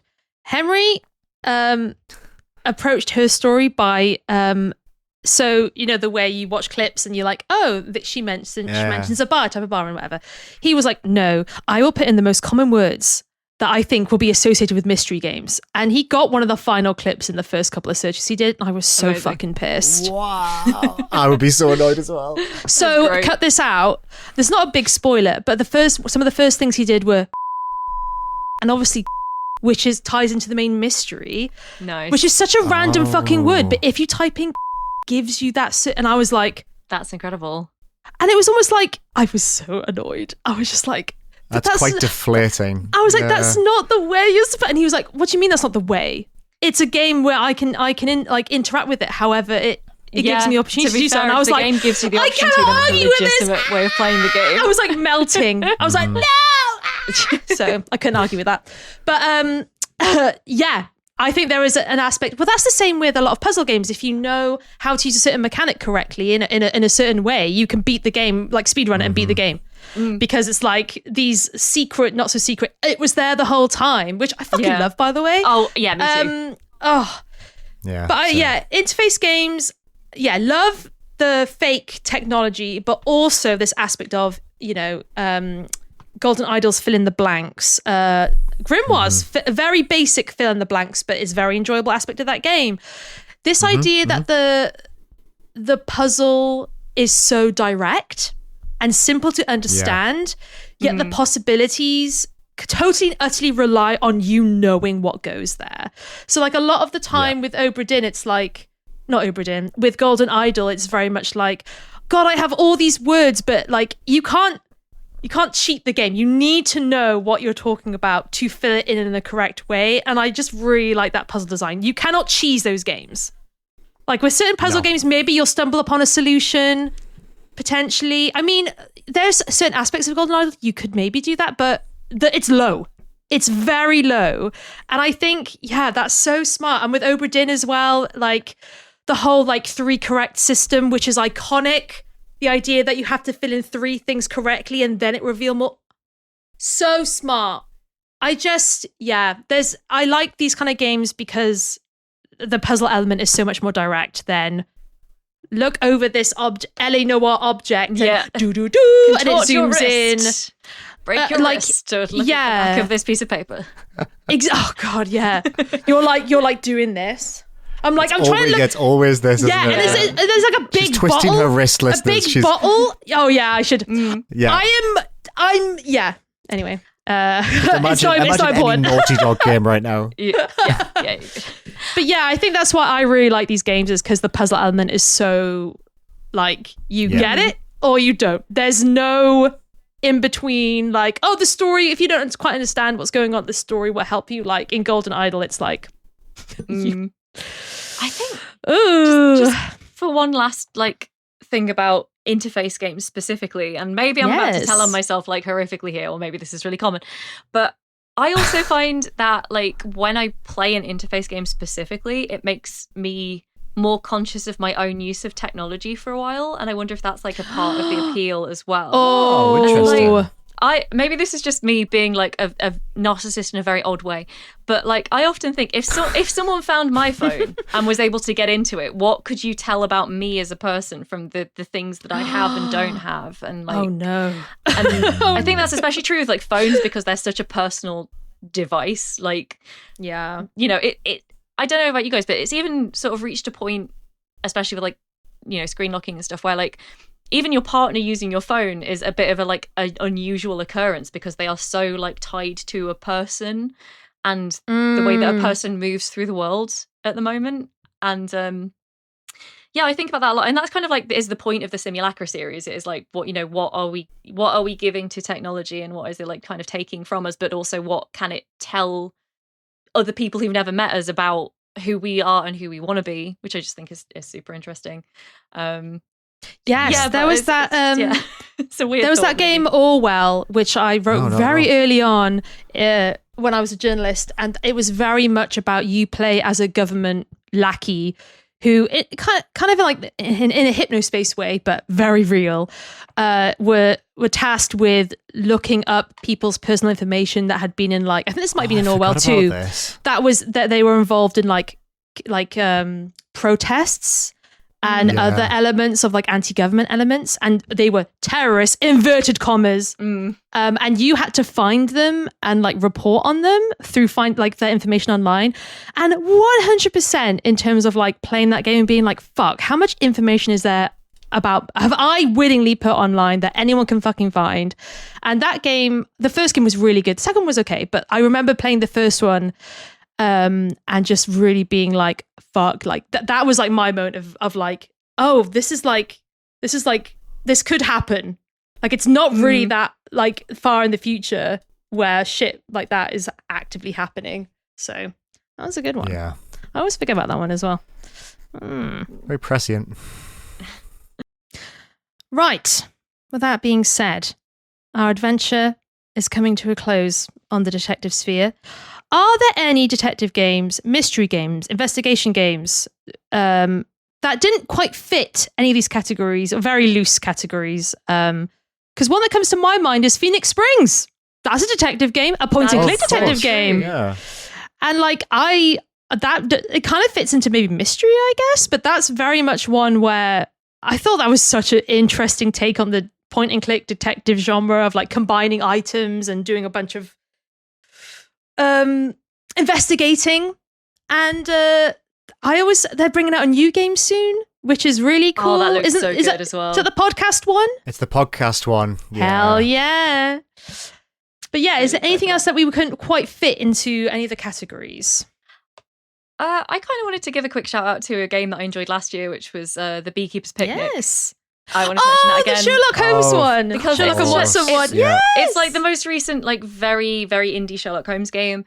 But what I loved about it was I kind of knew going in, like the thing that I was sold on was this idea that it's just about like the relationship between Holmes and Watson as they age. But the thing that I enjoyed about it from a gameplay perspective and a detective perspective is it's like it kind of knows that its audience have a baseline knowledge of Sherlock Holmes and like the sort of deductive and how gay they are. Well, indeed. The sort of deductive problem solving that he'll get into. And so it kind of uses those skills but backwards, and it's almost like it kind of unravels but also advances his character by being like, you know, all this stuff about solving mysteries, apply that to just helping the people around you and like basically learning to have a normal relationship with the people in your life and not like accept who you are and that this is how you process information, but also learn to use it in a way that makes everyone not hate you. Is kind of like part of the story. It's a really sweet. It's only about 3 hours long, and it was just really sweet. And I thought it deserves a mention, because it's like such a small indie, and it deserves a lot of love from people who just want to play another Sherlock Holmes game. It's really good. Yes. But also because I just thought that was genuinely innovative. I didn't know going in if there would be any mystery solving, but there is actually kind of a mystery plot. And there is the use your Sherlock skills, but also like learn to use them more compassionately is a big part of the message of that game as well. So yeah. That's so sweet. Because it's also kind of like, I don't know, he's having a break from his detective work. That's kind of like part of it. He's just having a little holiday. It's almost more than that. It's like he is retired. It's sort of like he's only ever going to use those skills kind of for his own amusement again. And, you know, it kind of just like, it digs a lot into like how you treat people when you are that sort of, as we said, freak on the fringe, like how you kind of come to like reconcile that with the need to freak sort on of, the like, fringe, have like a quiet last few years of your life. It's a really good game. It's really sweet. I recommend it a lot. I tell you what, one game that is very strange that comes to mind, but I've really enjoyed in terms of like multiplayer games, Phasmophobia. Ooh, like yes. investigating the houses, taking evidence of the ghosts, and then writing a report. I fucking loved that shit. I'd be like, right, let's go, squad. I'm on the spirit box. Oh, I'll chuck salt everywhere. It's like finding evidence of the paranormal to come to a conclusion about what entity it is. And like, I thought that was so fun. Yeah, that's a good multiplayer game, like with kind of investigation in air quotes, but I guess it kind of is. No, Rick, it's like cool. It's certainly a puzzle solving. It's like, you know, eliminate possibilities until you find the only possible world. I always found it like a little bit. Is it too hard at the point where they're like, well, yes, it was below freezing, but it wasn't below -5 degrees, so you're wrong. It's not a gin or whatever, and it's like it's so yes! specific. They're like so they're very they want you to be absolutely positively 100%, but you know what? And then there are like 50 different types of ghosts now, and it's just like it's so hard. It's such a hard game. It's hard. But ghost hunting be hard. Paranormal investigation be hard. Yeah, I love that they just send you in, and they seem to have like this fatality rate of like about 120% somehow, because they just like you're back and then you die again. I would love, like, you know, that kind of, we've seen escape room games become a big thing where you and a group of friends are like solving, but like genuinely solving a mystery together would be so cool. Like a co-op detective game. Yeah. That'd be great. I want to see that happen. Oh, I think I have. But like, yes, I think I might have one like that somewhere. I'll see if I can. Because it's like a. This doesn't have to go in. I just remembered. It's like a combination of like an audio game and like a phone game. If I find where I left it, Alice is missing. Yes, Alice is missing. Oh, I've played that before. It's the Discord one. Yes, I think it's a Discord. Yeah. Yes, it is. I've not played it. Is it good? It's somewhere in this house. Have you guys played it? Is it? I haven't a good played game? It. I have never had, like, since I kickstarted it, I've never had enough people in the same room. It involves maybe a bit more role playing than I would have liked. It's a lot of you have to embody the characters, and you're meant to set up like multiple text chats. Like you have a secret, Noted, and it's kind of like the whole basis of the game relies on you like acting to reveal information at certain times and to sort of build a story around it, and that's not quite what I want from my detective games personally. But the people I played it with, no, none of us liked it, actually. We stopped playing it halfway through. But I can understand why people do. There's like a murder mystery dinner party. I was like, you know, when you how did those, that conclude? You get those like murder mystery dinner parties in a box type thing. You ever done one of those? It's more like that. Yeah. I want to do one of those. I've done one a very long time. They're really fun. For my uni housemate's 21st, I did that. So I want to be the what was the name of the game again? I want to be the whore of what? No, never mind. No. But also, what the fuck am I talking about with co-op mystery games or mystery? You two in particular play mystery games with your partners. That's true. That is very so. What the fuck am I talking about? Very a lot of detective games are, by design, you can play with someone else just sitting next to you. Exactly. It's very good to co-pilot. Actually enhanced by two different drivers working in with two different relay. minds. Yeah, I'd say so. Yeah, it's the different minds, but I think that always helps us. Yeah. Yes. Same. But yeah, I guess on that note, if we have nothing more to say, nothing more to say. I have a question for you, Rachel, that I didn't want to interrupt you earlier when you were talking about Incident at Galley House. I was just curious because you've played more of both. You've played more itch games and sort of smaller games, and also you've played more of these sort of like remakes, as you might call them, like Root Trees, like Galley House. Just how do you feel about the trend of that particular company taking smaller indie games and making them more accessible, like giving them a bit of a lift and putting them on Steam. Like, how do you feel about that as a trend, as someone who's played both of those now? Love it. Love it. Because there's just like, with Root Trees, it was interesting because of the, it's going to be a tricky topic. When they first made Root Trees Are Dead, it used a lot of AI visuals.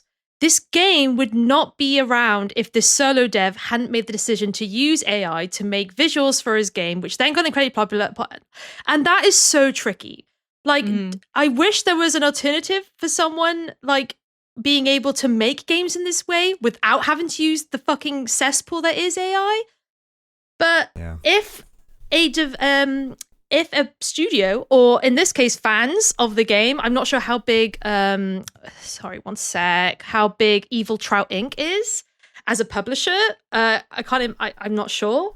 But for them to look at the potential of these smaller games on itch and recognize that they can help punch them up to a state where they are like more, yes, accessible, but also like the scope of like good made games, not saying anything against Type Help, but I love that. I think that's great. You see it quite a lot with puzzle games as well, but not to the extent that these, because Galley House and Root Trees are like known in the detective puzzle space at the moment. They are like staples, especially Root Trees. The Root Trees Are Dead is like now become the next golden idol. Maybe not so much as big as it was, but it's like close in terms of like, if you're asking someone, give me some of your best detective games or whatever, Root Trees will be in there alongside probably Blueprints and a bunch of other shit. But we didn't mention Blueprints. That's very funny. I almost did, I guess, just to wind Liam up, but yeah, I guess it doesn't really fit.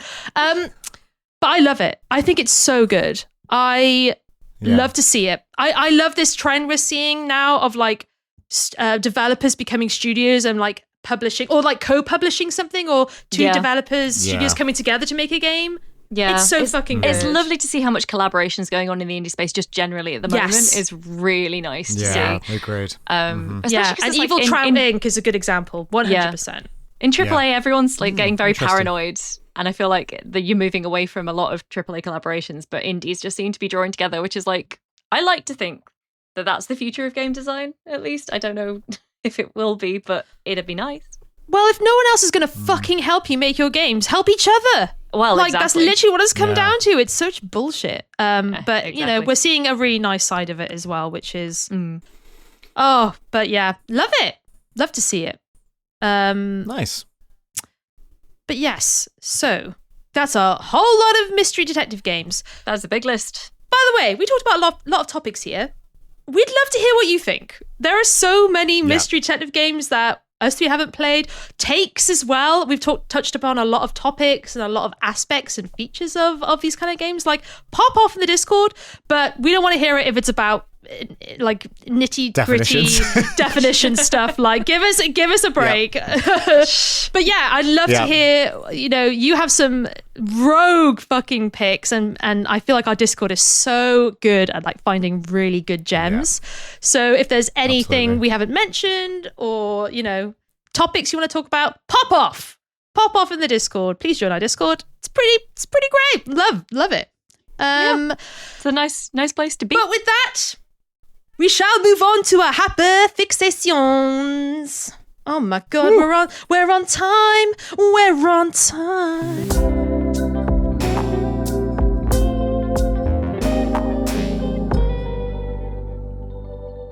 Who wants to go first? Rachel, do we have the same hyperfixation? We have the same one. Okay. Oh, okay. We haven't even talked about this, but we do. No, I want you to go first. Let's have Rebecca go first, and then we'll pop up at the end. All right. Okay. Rebecca, what is your hyperfixation? I recently got around to watching a movie I've been meaning to watch for like 2 years. It just came on Netflix UK. Called I Saw the TV Glow. Have either of you seen it? Oh, yes. I love this fucking movie. Amazing. Right, this is good news. Let's get into it. Yes. So Jane Schonbrun is the sort of auteur of this one. It's their second movie, I believe, but it's the kind of first one that's become readily available in the UK, although my mum had seen it, so clearly it was on Now TV at some point. But it's just come on Netflix UK. Their next movie, Teenage Sex and Death at Camp Miasma, is out at the end of next month, August. With Gillian Anderson is like the older sapphic like icon that the younger director character is like falling for. I'm just like, okay, I am there. I'm just like, I was gonna go see it on my birthday, and then I was like, no, that's too long to wait. I'm seeing it on like release day if I can. Anyway, yeah. In preparation for that, I've been wanting to watch I Saw the TV Glow for a couple of years since it came out. Partly because it just looked cool and weird, and partly because Justice Smith is in it, and he's always fun. You do like Justice Smith. I like Justice Smith. He's if you're into your games, he is both Detective Pikachu and The Quarry. So yeah, you gotta like that. But yeah, I didn't really know what to like. I didn't go into this film with any particular expectations other than knowing the extremely vague premise and that it got very queer and like very much about like the trans experience, but also is kind of an art house horror. And like with art house films, I'm very hot and cold. I don't always get on with things that are super like elevated and weird and like, but I have to say, after watching this film, I'm like, if anyone kind of grow up as Jane Schoenbrunn clearly did on a mixture of Buffy and David Lynch, which same, yes, like their understanding of how to apply Lynchian weirdness while keeping the narrative like super tight is, I think, like unparalleled, to be honest. It's just like throughout I understood what was going on like perfectly well, despite the fact that every individual shot is basically just mega weird.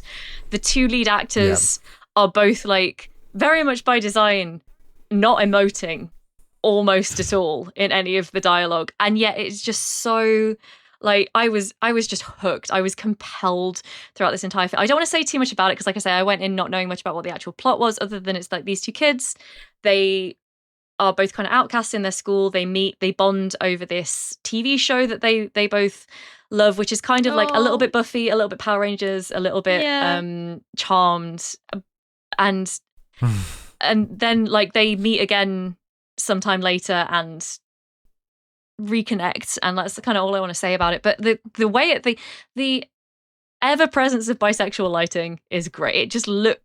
It somehow just looks like it's how you remember the like mid 90s being somehow. It's just incredible. The visuals are, again, don't want to say too much, but there is that one, you guys might know, anyone who's seen it, that one scene where they see the man in the moon, I think he's called. Oh God. Up close. Yeah. The design on that was just amazing.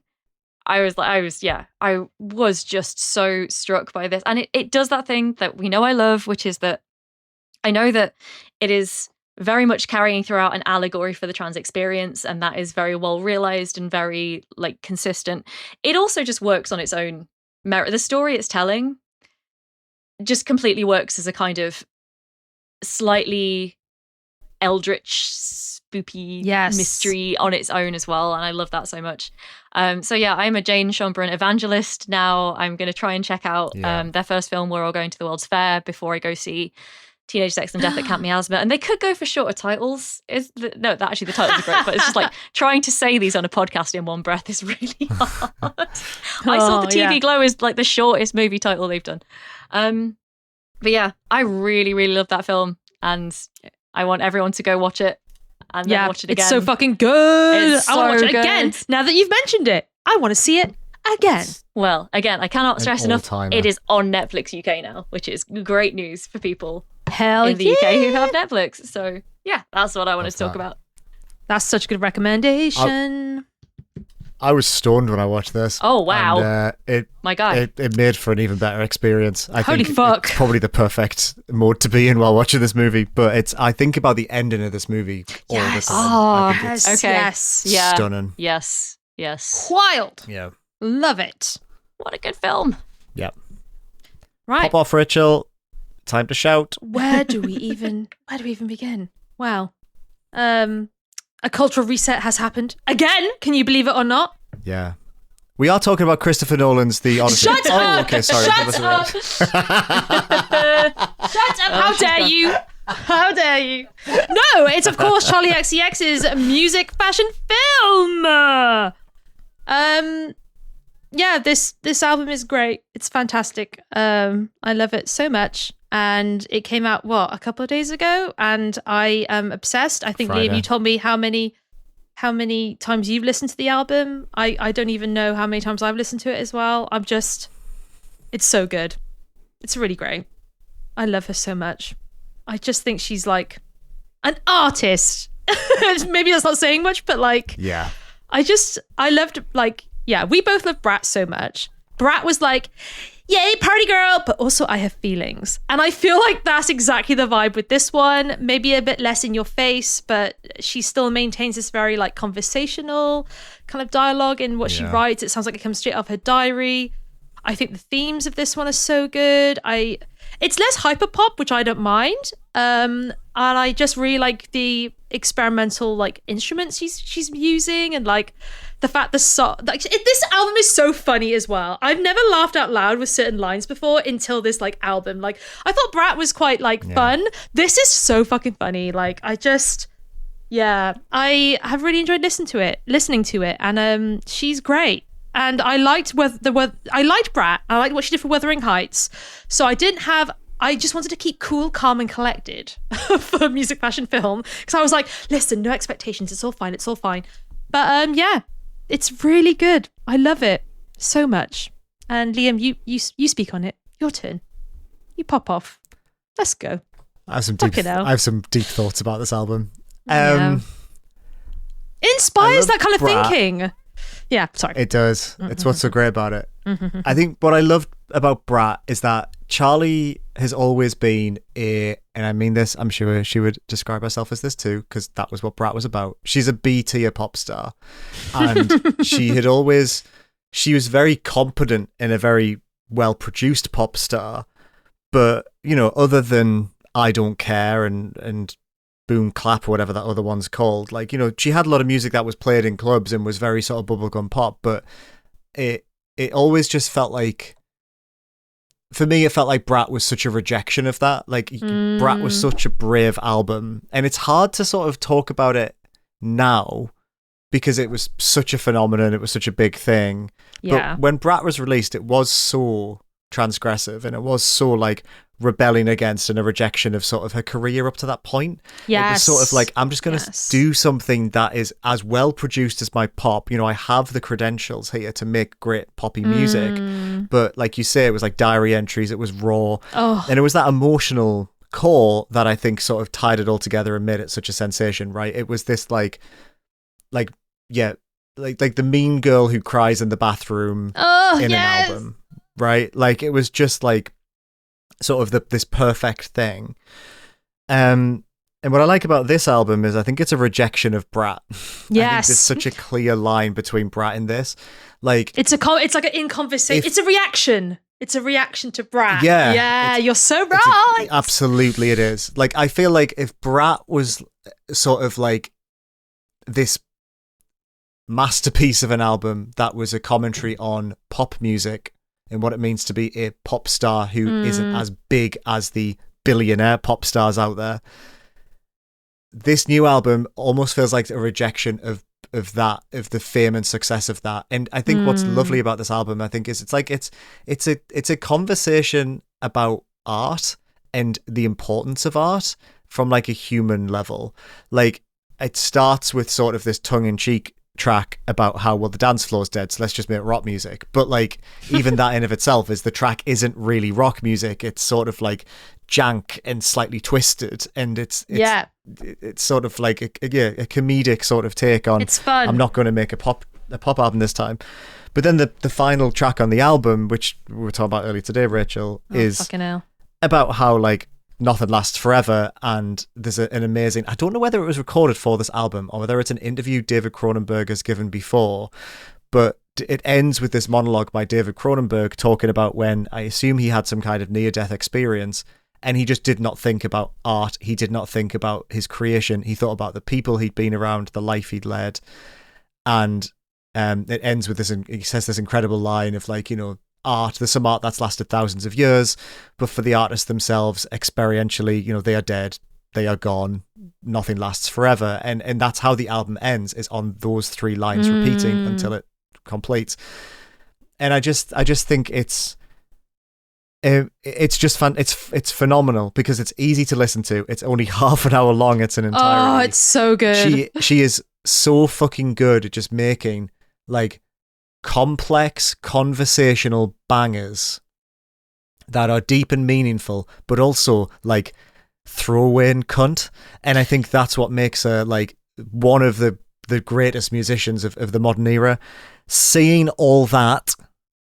Oh. Card Declined is one of the worst songs I've ever heard in my entire life. I don't get that track. No, I think it's about just shopping. Garbage. I was trying to listen to it of like I'm gonna like really think about this studiously, and after about 15 listens of the album I was like, I think this is just a bad one, Charlie, and you're allowed that, and that's fine, but that's the so only funny. track on the album by Skip.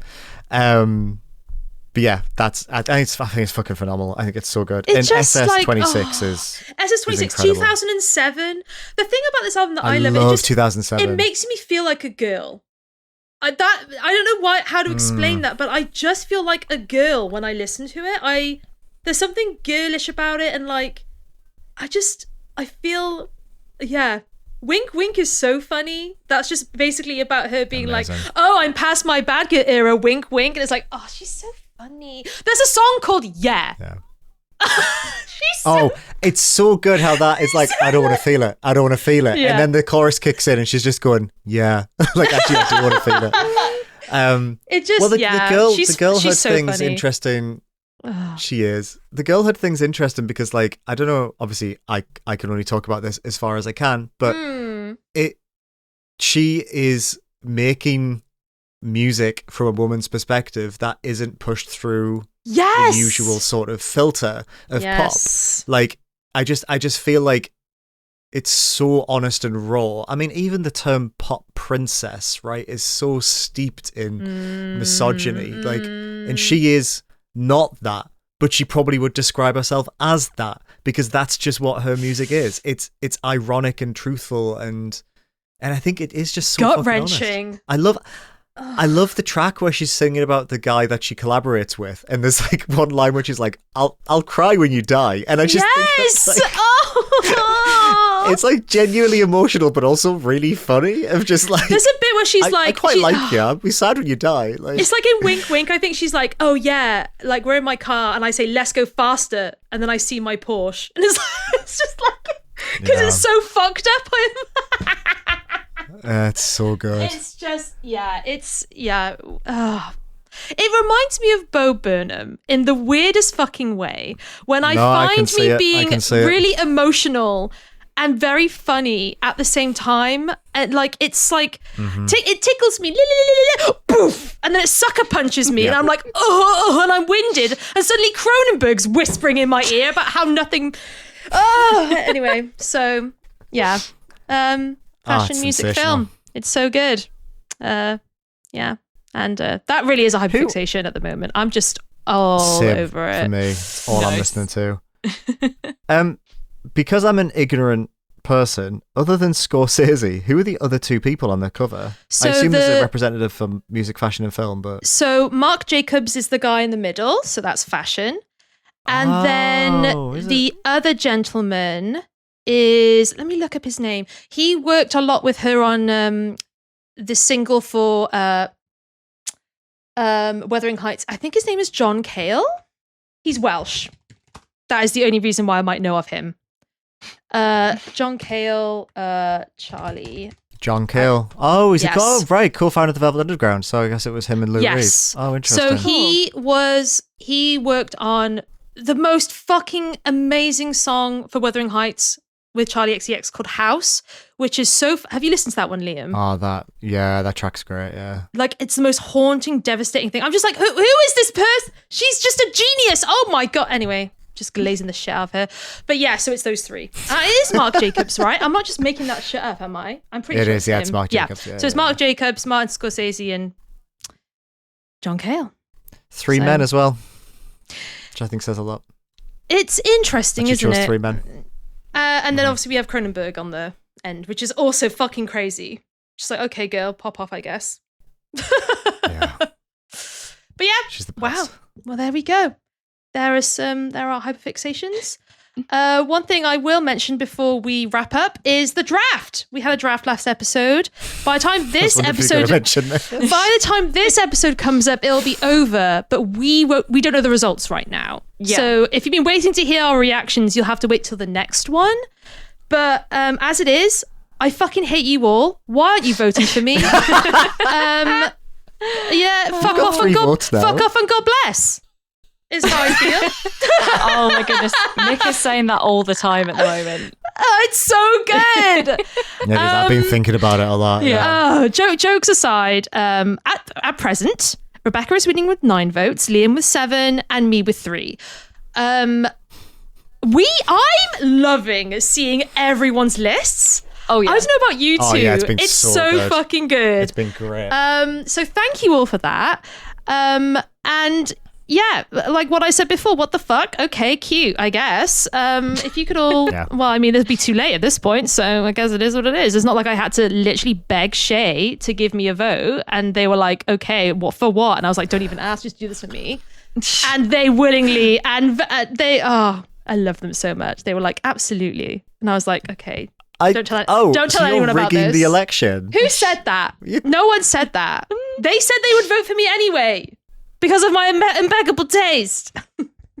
Yeah. Oh, It's so rare that the listeners aren't on your side completely. It did crack me up the other day So when good. I was winning for a little bit and then Rebecca pulled ahead. Oh yeah, But then when you were like, were. oh, I wonder what my votes are like, and you had 1 at the time, and that really made It was me like, laugh. oh, let's take a look. Yay! Oh. No. Oh, It's man. great. Yeah. It's a really fun episode. If you haven't listened to that one, please listen to it. I've we listened will to it do- Yeah, I twice love now. that one. I edited the episode and I've listened to it twice since it popped. It was a up because really I'm- Wow. Yeah, it was good. We will do a proper reaction to it in more detail, but we don't know the outcome yet because of the magic of Yeah. recording these things. But So Rebecca better get her crown hair ready because I think we're going to be crowning you potentially, Rebecca. I don't know. well, We'll I see. look good in hats, so we'll find out if Yes. if that carries over to crowns, I guess. Mhm. I bet So I'd good. never win a draft. I think that's just going to be my curse on this podcast. No, I think Maybe well, in the you next still, 2 you years. still get this one, In to the be other honest. 2 years. Like, Yeah. Well, we do this until we're old, so you'll have plenty of opportunities. yeah, You just what need else to, are we like, doing with our time. Not kick off the episode with stealing blueprints and pissing everyone off. So, you know, if you would just... That's, blueprints is honestly the rationale behind a lot of those votes from what I've seen. So Yeah, blueprints is a Yeah. good one. I feel like people are punishing me for killing Virtue as a sledgehammer. I think that's happening. I think That is this my is a- favourite bit, is when we're being like, Rebecca, do it. And then you being like, fine, I will. And guess what? It's you, Rachel. I don't like that Stanley Parable. Yeah. Knowing full well that I'm like priming all of my missiles towards Rachel's hometown. And the way, there's a bit where you go, yes, and it's so... no, I had to vote with my conscience. I had to do it. Stanley Parable's not a 2-hour game. I'm sorry. Yes. I know. Well, your reason, I loved your reasoning. Your reasoning was we have 2 by Yeah. the same developer in the same category. And you know what? It was absolutely fair. I love that. I'm so good. I think we gave you a bit of a free pass on that, Rebecca, actually. I think we still let you do something nice. I think... Yeah, I know. I snuck it through. Yeah, in future, I think I want you to make like a mercy kill. I think I want you to like take out like... Yeah, something else, but we'll see. We'll see next time. yes. But it went Yeah. down really well. It's Went the down most well. engagement we've got on an episode Yeah. in a while, so yeah. The only Yeah. thing so far that shocks me is that the number of people I've seen saying they didn't vote for me because I didn't put Little Kitty Big City as the cat Yes! game. I didn't realise how freaking popular that game is with our listeners. I mean, I approve, obviously, but I was shocked by that as I well. thought it was just a me thing. I thought that was like that game did not get a lot of I fanfare saw one way or those the as other. It has well. like quite a small following, but like Yeah. either all of its fans are also fans of this podcast, or it's more popular than I thought. Because there was a Yeah. lot of discussion about that particular omission, which I thought was really interesting. So good. Yeah. But yeah, listen to that episode, join our Discord, get involved with the conversation. But yeah, until the next episode, we'll see you then. Goodbye. Goodbye, everyone. Bye! Indieventure is a video games podcast created, produced, hosted, and edited by Rachel Watts, Rebecca Jones, and me, Liam Richardson. For more information, including a list of every game we mentioned in this episode, make sure to check out our website, indieventurepodcast.co.uk. You can get in touch by sending your questions, comments, and feedback to contact@indieventurepodcast.co.uk. You can support the show by rating us 5 stars and leaving a review on Apple Podcasts or your preferred podcast provider of choice. Some of the games we talk about on the show may have been provided to us for free for review consideration. Our intro music and stings were composed for us by Ollie Newbury. Check the episode description to hear more of his excellent tunes. Thanks so much for listening, and we'll see you again in 2 weeks for another episode of Indieventure. Bye for now.